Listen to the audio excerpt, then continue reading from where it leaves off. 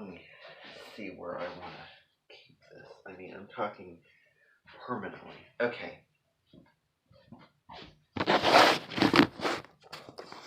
Okay, there we go. No retakes. Alright. Hopefully you can see me. Hopefully the music stand is in a good enough position. It feels a little bit over to the side. How do I want to do this so that I don't have to move this music stand around every time I want to do a video? What if this is okay? This is fine. This is fine right here. Guess what? This is where it's going to stay. I just have my papers here. So all I want to do is I just want to make sure this is tight enough, and then I'll just, again, I think that that's fine. Okay, there we go. You know, just little adjustments that have to be done in order to make something believable. But it is believable. All right, so welcome to the first daily announcement video. This is how the announcements will be done from now on. And the reason why I'm doing this is because it's something that I used to do. However, there have been a couple of days, I can count the days. August 29th, 2021 was one of the days. The second day that I can remember would be August 13th, 2022. Both of those 2 days have one thing in common. I have compulsively deleted so many videos that I have done in the past. So many mentioned meetings, so many announcements. All of those have just gotten deleted. And plus, during, May of 2022, I could have transferred stuff over.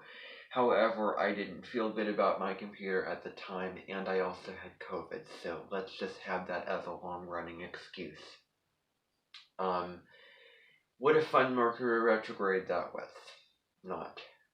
May was not an easy month for a lot of people out there. Pretty darn bumpy.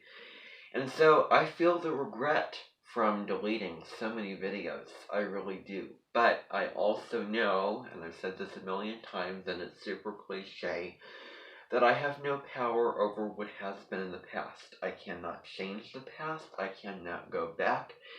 And I can't re-see those videos again. I can't cook up a spell or snap my fingers or try to find a way to get those back because they're gone. However, I can change the present, and the reality is, I'm going to take it back to how it used to be, how I used to do things. I'm going to do that because I want to do it, I'm inspired to do it, and I also want to make up for all those videos that I've compulsively deleted. Now, those reasons may change over time. I may say one thing, I may say another thing. But, yeah, I'm going to give myself permission. So, today is February 5th. We have a full moon in Leo today. The sun in Aquarius and moon in Leo are opposing. The moon in Leo is about really being yourself, giving yourself permission to be creative and to do what you're passionate about, to show something off, to be proud of something in your own way. And the sun in Aquarius is about your group, bettering humanity, collaboration, and the mind. So balancing the mind with the heart is that polarity. And there's other aspects going on with the full moon. I do have a live stream on my YouTube channel that you can watch about the full moon in Leo that is occurring today. And there's also something that I want to get to with that. So that's one of the announcements that I have. So I'm just going to go in order off of my list here. Okay, because I have a list of stuff. I'm really organized. I'm more organized than I was in the past, let me tell you. So I sort of gave away how I'm doing this. Oh well, that's how it is. Alright, so, we're going to now look at comma splices and fused sentences and what that's all about. And I'm probably guilty of doing it. I probably still do it even though I know what those things are about. I probably won't take this exactly to heart and apply it 100%, but it is a good idea to be aware of. So, I'm going to show you what that is all about. So this is sort of a video version of an Edmonton meeting here. Alright. Now I'm going to show you some examples of comma splices and fused sentences here. And show you what I'm talking about. You know, I have a feeling that the setup right now is not going to be conducive.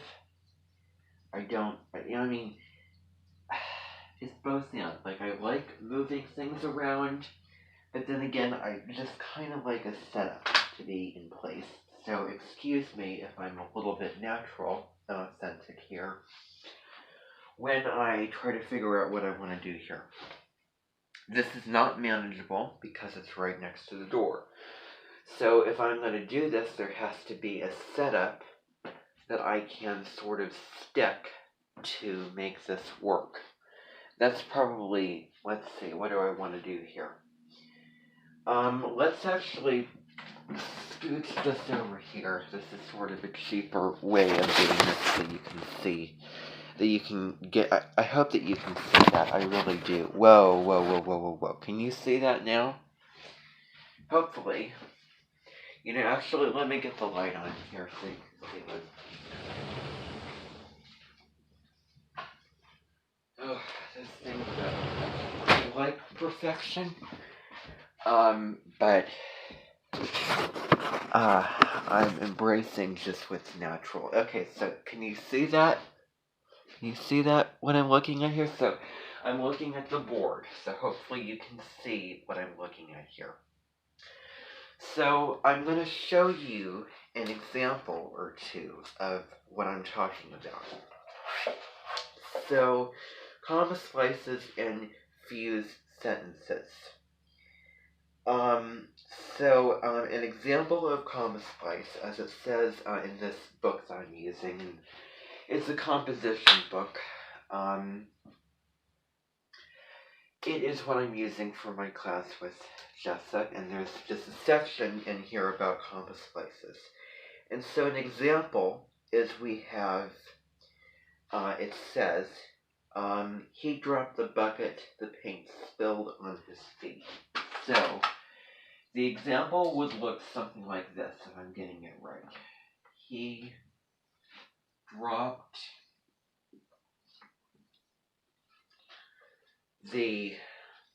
this is going to take too much time, so I'll just write it out so that you can see. Okay, so I hope that you can see this. I'll probably need to bring the phone over so that I can show you, because I don't know if you can see what I'm looking at here. I don't think you can. I wouldn't.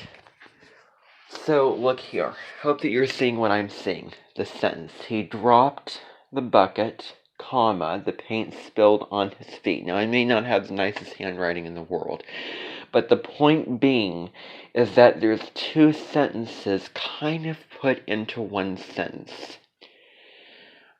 He dropped the bucket, the paint spilled on his feet. So that's an example of a comma splice. Now, I'm just sort of going to jump a little bit forward here. A way of correcting this would be putting and, or just a filler word, right next to the comma to make that a complete sentence and to make it grammatically correct. So when you see a sentence like this in writing, if you can see what I'm looking at, maybe it's a little bit cut off, maybe I'm filming just a part of it. I hope that you can see that now. I'm doing the best I can. See that sentence? So he dropped the bucket, comma, the paint spilled on his feet. And if you can't see it properly, hopefully what I'm saying is making up for that. And also, the main thing is you would need an and right next to the comma to make that grammatically correct and to fix that error. So that's one error that is made. And let's do something a little bit different. This is from the book, just to be totally honest. He dropped the bucket. Let's just get rid of the comma. Let's just get, so I'm removing the comma from that part of the sentence. Now we have a run-on sentence. He dropped the bucket, the paint spilled on his feet. Like, you can hear how that's not correct. You can hear how it doesn't make sense. And there's no comma, there's no and in that particular sentence. And a lot of it depends on the sentence itself. You're probably not seeing what I'm seeing. I know. Camera over in other direction. Good gracious. This technology, that technological world that we live in today. So, I'm going to have to show you again. So, he dropped the bucket, the paint spilled on his feet. So, can you see any comma there? I don't see any comma. This is a run-on sentence. He dropped the bucket. See how this one subject matter? So in a sentence, you would have a subject matter, which is the bucket, and a verb or action. Well, probably not every sentence. But there's a, I don't know. But, anyway, so we have a subject, which is bucket, and then the verb, which is the action that person does, is dropped here. He dropped the bucket. So that's one sentence in and of itself, but it's sort of put together with another sentence. The paint spilled on his feet. So this is sort of the verb, sort of not what the person's doing, but you see the subject matter, and then another subject matter, paint, and then feet are sort of the nouns in the sentence, and then the verb is spilled here, as you can see. So these two sentences are put together in one. And as you can tell by how I was speaking about it, and as you can see, it's sort of a run-on sentence. Now, we're going to get into how to fix this error, and it's probably just going to be me repeating myself again. So, just sort of forewarned about that. So, comma splice occurs when two or more independent clauses follow one another with only a comma between them.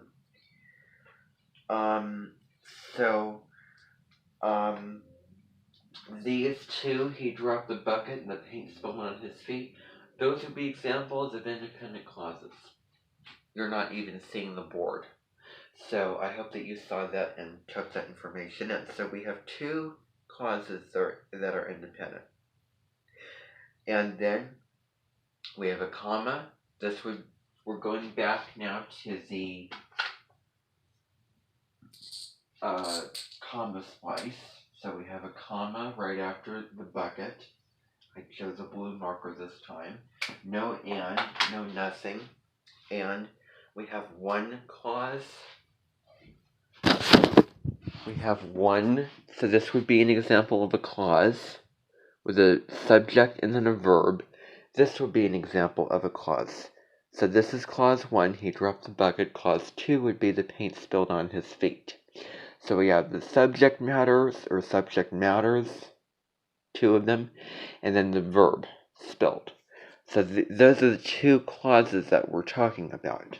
The two separate categories put and compounded into one.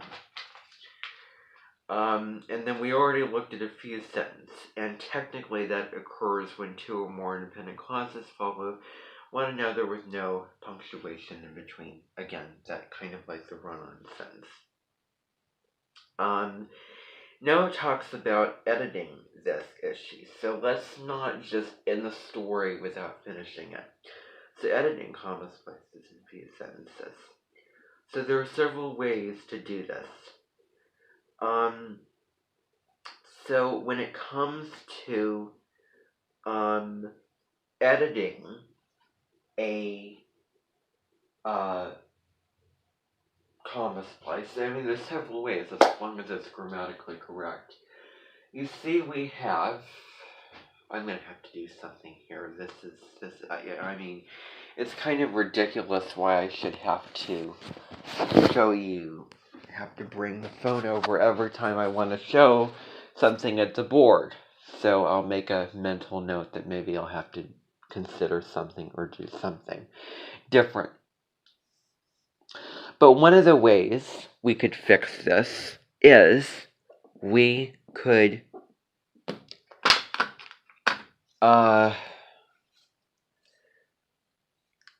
can I flip the maybe there's a way to no, I don't. Well, maybe there. Oh, that took a picture. Okay, well, you can take a picture while you're filming. That's great. Of all the times I've made videos, I never noticed that you could do anything like that.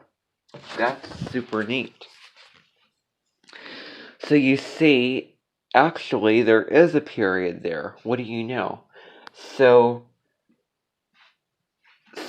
this is one way to fix it. We have one sentence, one subject matter. He dropped the bucket, period. Then another sentence. Let's just capitalize T for the. I'm using another marker, but that's fine. So he dropped the bucket, period. The paint spilled on his feet, period. These are two sentences separately. So that's one way to fix the issue. Let's see, what else does it talk about here?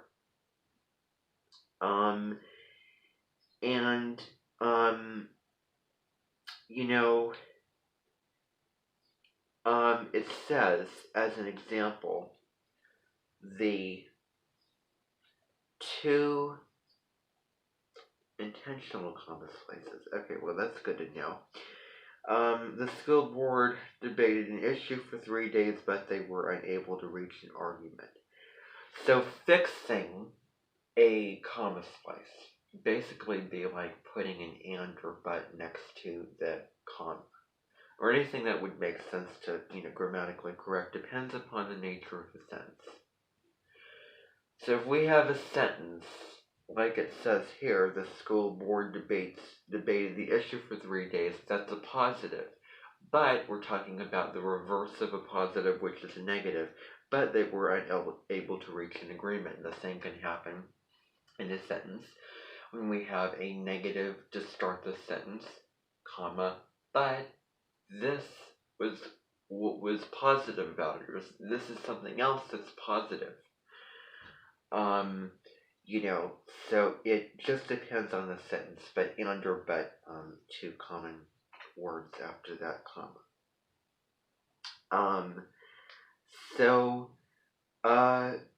And then it gets kind of involved in here with the semicolon. So if the relationship between the two clauses is clear with the coordinating conjunction, you can simply join them with the semicolon. Psychologists study individuals' behavior, semicolon. Sociologists focus on group level dynamics. So you would have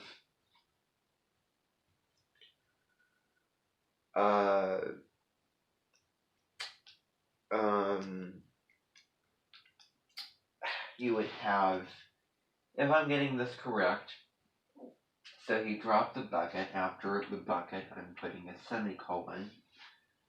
He dropped the bucket, semicolon, the paint spilled on his feet. I'm kind of questioning that. But one way to fix it would be putting a semicolon after the comma and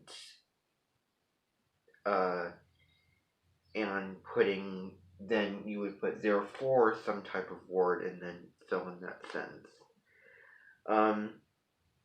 Add a subordinating word to clarify the relationship between, well, that sort of gets a little,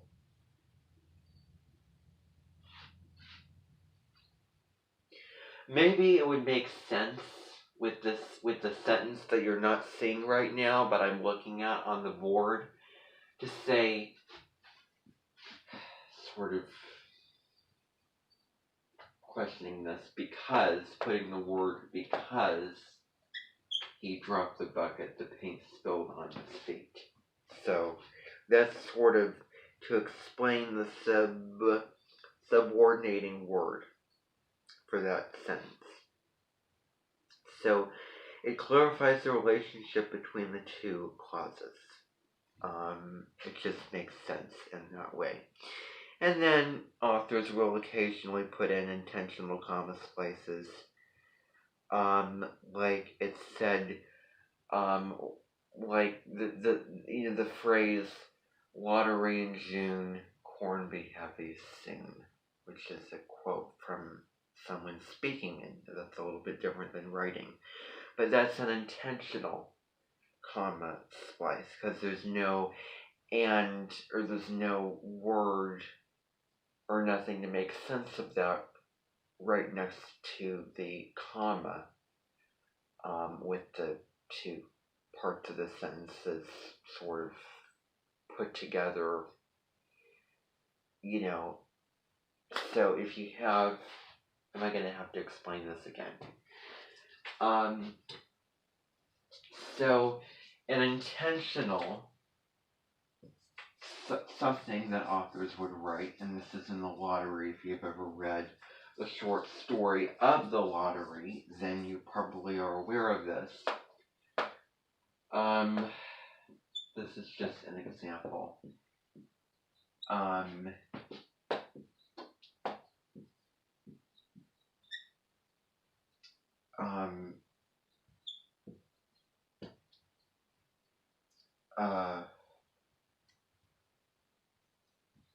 Corn be heavy or corn be ready soon.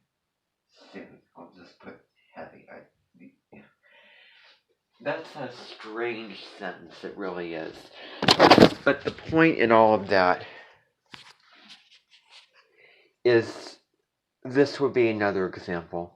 So you see Lottery in June as the first sort of example here, and then the comma, no other word, and then the other clause with the subject and verb, which is corn be heavy soon. So occasionally authors will put in that in their writing work, but it's not too often they do it intentionally, and they have the right and the license to do that. Maybe they do. I can't find my Kleenex. There it is. Okay.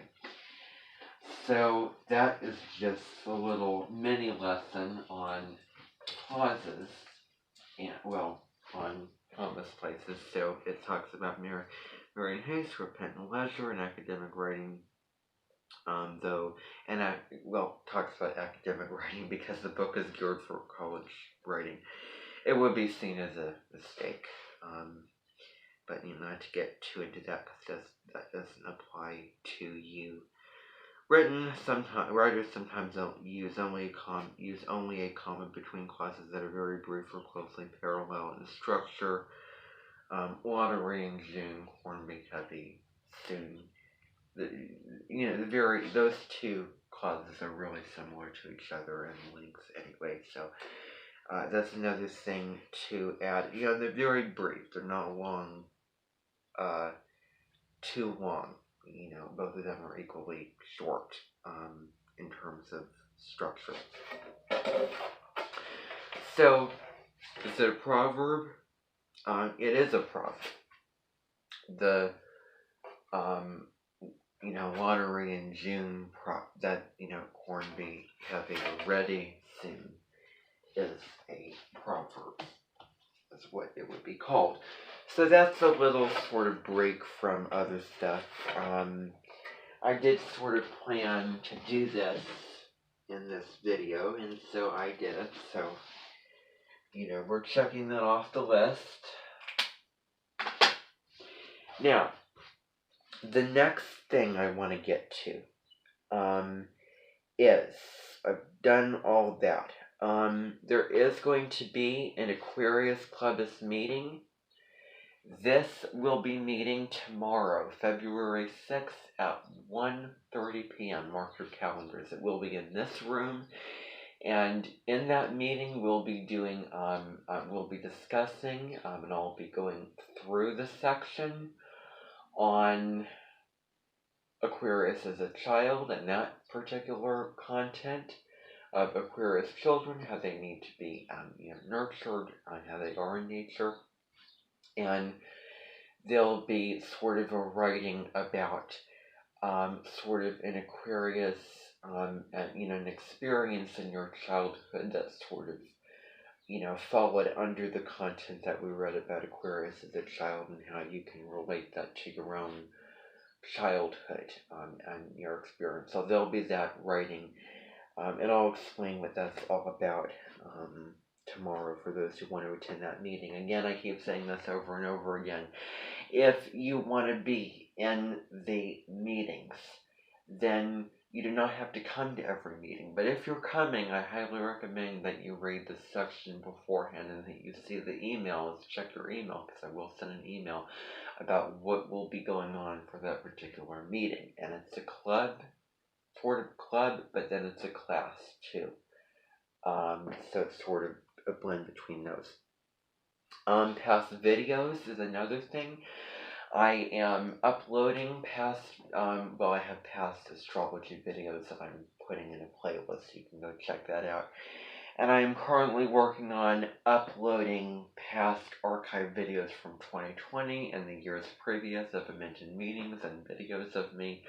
So once I get all those videos uploaded, I will send a really huge email putting all the links to those videos, and I'll put them all over my page on a certain tab of past videos, so you can go check it out on my mentioned page.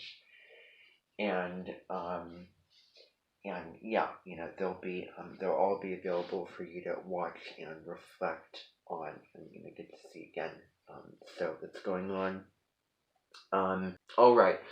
Full moon video and email is the next thing. So today is the full moon in Leo. And so what I want you to do is watch a video about the full moon, or an article online about the full moon. Probably one of the sources I use for my live stream video, but anyway.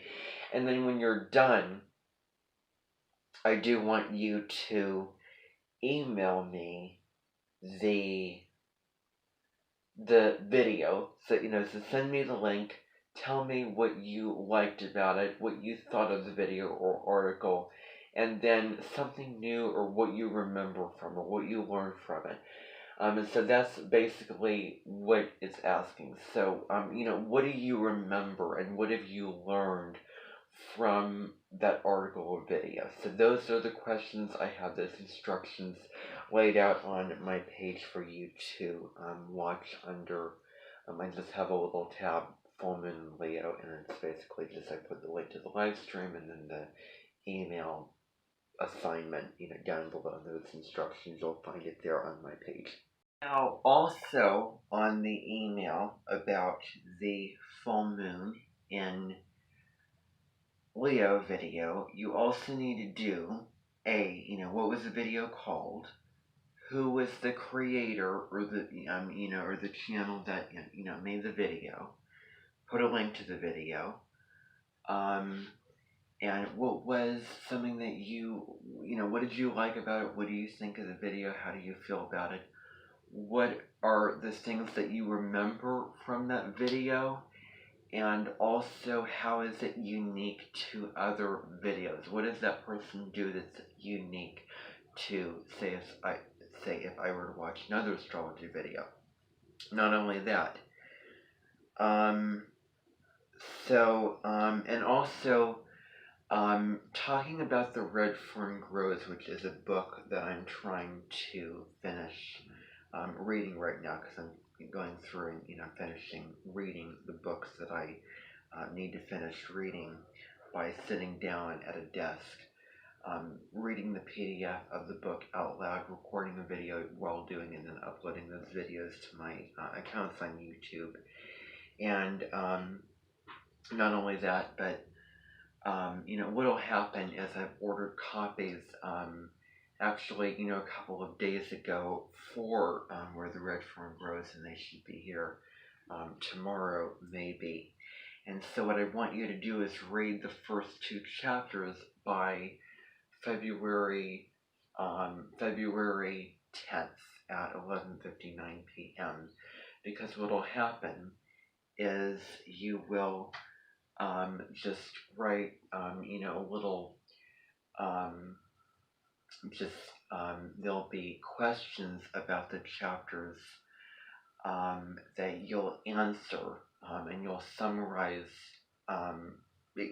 questions about the chapter, just comprehension questions that you'll answer on a document, on several documents, which will ask you for chapter. There'll be a document, there'll be a Google form actually for a quiz over chapter 1, a quiz over chapter 2, so that I know that you have read those chapters, and that you're paying attention to what you're reading, because I'm finishing books up, and I also want you to do that along with me, so that I'm not the only one doing it. So with every chapter you read, there'll be quizzes over those chapters, and there might be a couple writing responses that'll go along with that. I think there is, there's a couple written responses that I have on my page to go along with the content in those particular chapters that you'll find on my page under the tab Where the Red Fern Grows. You'll find the chapters, you'll find the PDF of the book, you'll find the Google Forms, which are the quizzes, and you'll find the written questions for every chapter. Maybe not every chapter, but certain chapters, and you'll just answer that question and write about it. A lot of these are just from your own experience, of your own thoughts of how can you answer that question that pertains to what happened in the chapters. So for instance, in chapter 2 or chapter 3, one or the other, you'll ask, what is something that you've always wanted, that you've worked for in the past to achieve, or what's something that you want, and how you will go about achieving, or what's something that you're willing to wait and achieve slowly but surely, step by step. So something like that. There is a question that asks you that kind of question, and you'll just answer it from your own experience and do the best you can. You can make something up or embellish something or come up with something if you can't think of anything to answer for those questions. So for the certain chapters, there will be responses that will pertain to what happened in that chapter that you'll do, as well as the quizzes for each chapter. And then by the end of the whole book, there'll be an assessment, just a test. Maybe you're writing, but maybe just a test for the whole book at the very end, which is I haven't made that yet. I still have to go through it. I'm still making the quiz, and I'm still making stuff. But the material for chapter 1 and chapter 2 should be on there to begin with. So, those quizzes, those writing assessments, that PDF of the book, all those kind of things, and videos. And there's a movie that I'm going to put on there as well for you to see, of Where the Red Fern Grows, after you're done reading it. And then there'll be a compare and contrast thing you'll do from the book to the movie, when watching it and viewing it, compare and contrast or writing that you'll do for that. But so anyway, all that information is on there on my page, laid out in that way. And by the end of February 10th, you should have read Actually, I'm going to extend it on February 13th. You should have read chapters 1 and 2 of Where the Red Fern Grows.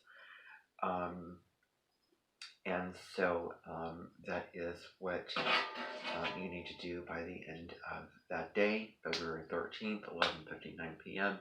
Read those chapters and do those quizzes and assignments, which will actually be due on February 16th. Those quizzes and those writings will be due for Chapter 1 and Chapter 2 on February 16th at 11:59 p.m. So that's what I want to, inform you about. Things are going to be a little bit faster in terms of the pace in regards to that book. So I sort of have to see what I'm going to do to put an imposition upon final classes in the direction that I'm going in. So anyway, that's that segment of this video.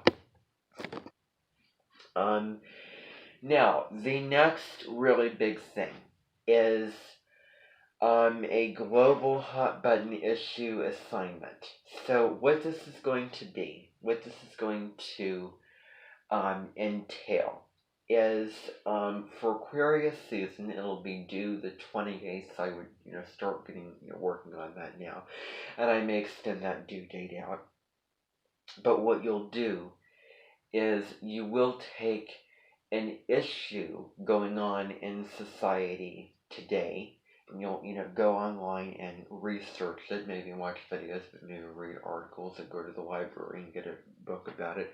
Read about it, research, take notes and have research about it, and then you'll be doing a pamphlet about, where you're giving the information about how is this a problem in society today, and then what are the solutions to fixing it.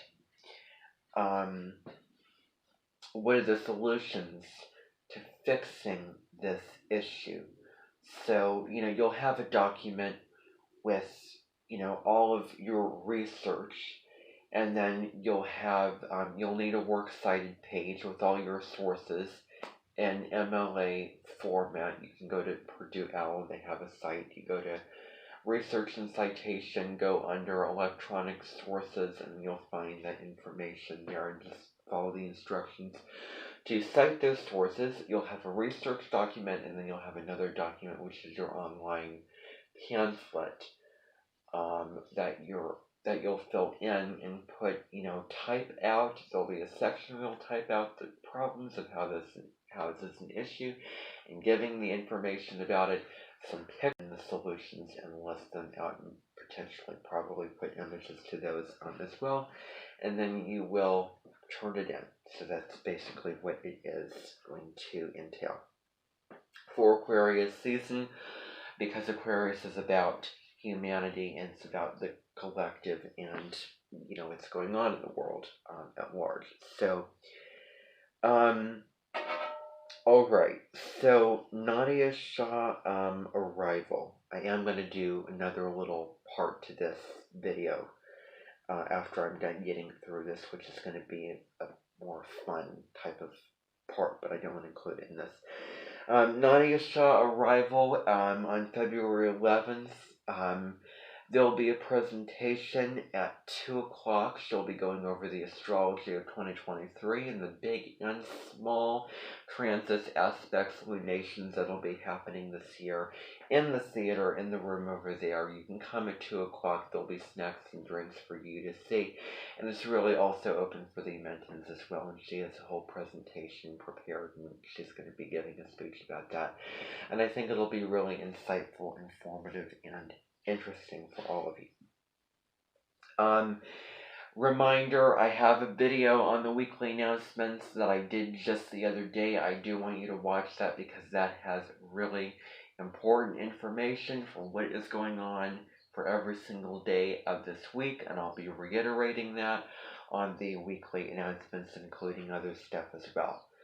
So I do have that video on those weekly announcements. I go through every single day what's happening, what's the assignment that you need to do, what the theme of the day is about. I go through those announcements. I just give you general astrology overview for the week and talk about any other thought that's on my mind that I want to share. So that's that. You can go check it out. It is going to be an email that I sent you. You can check it in your inbox. I sent you the email with the link to that video. So go check your email, watch it, and get that information. Probably take notes from it, write it down. You can always go back to it.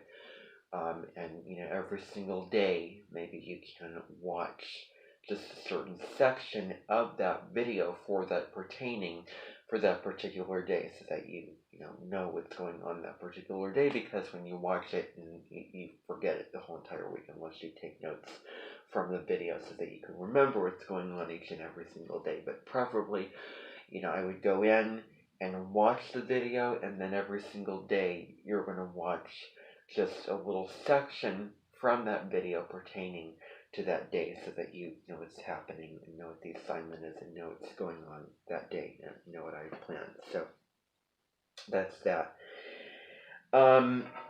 Another small little thing I want to insert is content abuse.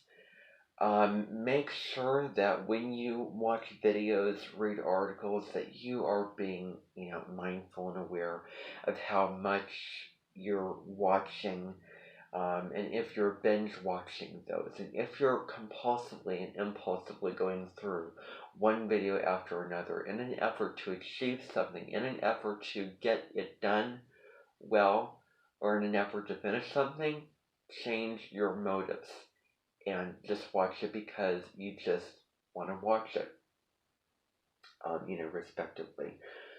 And content abuse also deals with watching something, and, binge watching, or like you have a lot of videos to watch and you have sort of, like a list of videos that you need to get checked off your list, and you need to get those done. It's like work. It's like something you have to get accomplished.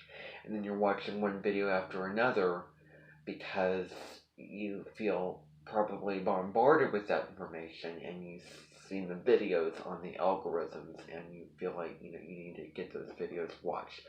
So if it's for the reasoning of getting something accomplished and getting videos watched, and you're just watching one video after another, trying to get it done, and not really feeling nourished or gaining value, or enjoying that video, then you're probably abusing the content. And it really also depends on how many videos you're watching. But just be mindful of why you're watching videos.